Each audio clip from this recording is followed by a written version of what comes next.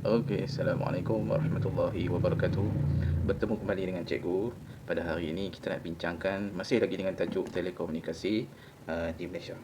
So dalam tingkatan 2, kita dah ada pada bab 6. So kita nak pergi kepada 6.5.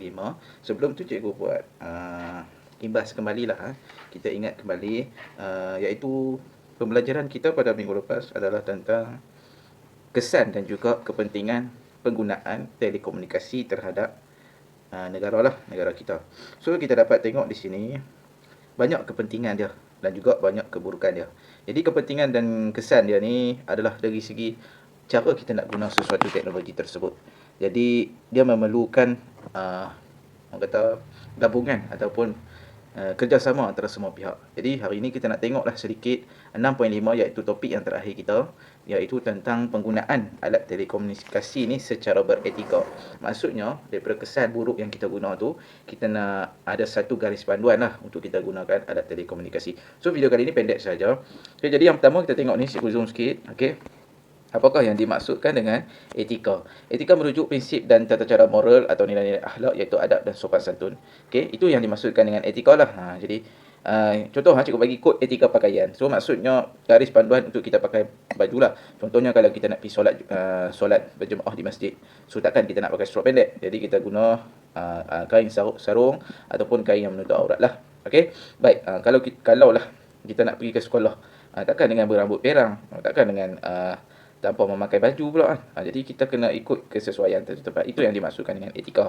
Okey, baik. Jadi etika ni maksudnya satu kepercayaan kita lah. Kita manusia yang ciptakan satu garis panduan tersebut. Okey, baik. Jadi kita tengok di sini bulatan ni, kita mulakan dengan yang biru lah dulu. Okey, biru. Okey, kita tengok yang biru atas ni, sebelah hijau ni. Hargai hasil karya orang lain dan tidak melakukan aktiviti plagiat. Baik, apakah yang dimaksudkan dengan plagiat? Plagiat ni adalah aktiviti kita tiru dia punya karya dan kita kata kita punya. Itu salah. Contohnya, awak dalam kelas lah. Kawan awak dah buat karangan tu. Bila cikgu cek, macam sama A dengan B. So cikgu tanyalah si B, kamu punya ke atau kamu tiru? So si B ni pun mengaku kata dia punya. Sedangkan dia tiru yang A punya. Jadi itulah dimaksudkan plagiat.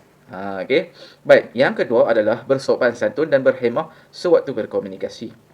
So kita kena bersopan santun lah. Ni depan cikgu kadang-kadang bodoh, babi. Jadi kadang ada cikgu yang malas nak tegur, tapi selalunya cikgu akan tegur lah. Itu tak bagus. Kita bila di depan orang tua, kita tak patut bercakap macam tu. Okey, bila kita bercakap macam tu, bila kita terlepas, ucapkan minta maaf.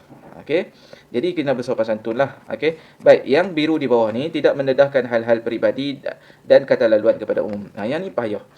Kan? Bila awak dedahkan peribadi awak, kata kunci untuk satu kata laluan untuk satu contohnya nombor bank account awak bagi dekat orang, okey, itu adalah satu benda yang tak bagus lah. Dia akan memberikan impak negatif pada awak. Jadi awak kena elokkan. Itu etika dia. Okey, baik. Yang seterusnya warna merah. Kenal pasti kebenaran dan kesahihan sesuatu berita dalam internet. Hari ni maklumat terlalu banyak, tapi kita kena pandai sebenarnya. Kita kena nilai sesuatu sebelum kita buat hukuman. Okey, jangan terus hukum. Okey, awak baca-baca, uish dia ni apa buat macam ni, jahat apa semua. Tak, kita baca, kita nilai dulu. Kita baca banyak orang. Contoh penulisan A, kita baca pula penulisan B, penulisan C. Macam itulah. Okey, baik. Yang seterusnya, elakkan daripada mengganggu dan merosakkan sistem komunikasi orang lain. Elakkan kita mengganggu. Contohnya kita kacau lah. Dia tengah bercakap apa, kita tengah kacau. Okey, kita hack dia punya, tak boleh. So kita selepas itu kita pergi kepada oren ni.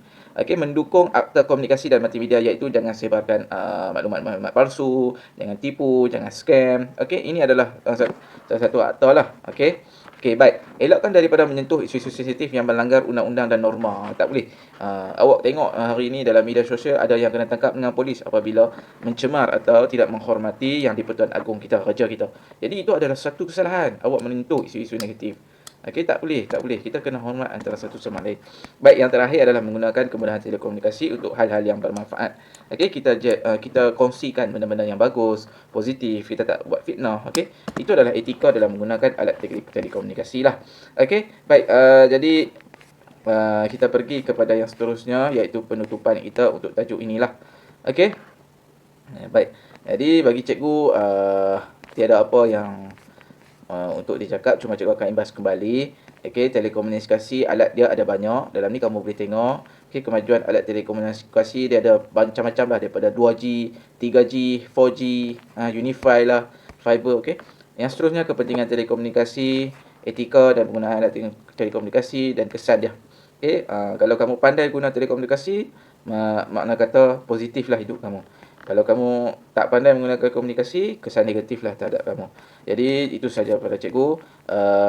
Jadi cikgu tanpa melengahkan masa, cikgu tutuplah kita pada hari ini. Assalamualaikum warahmatullahi wabarakatuh.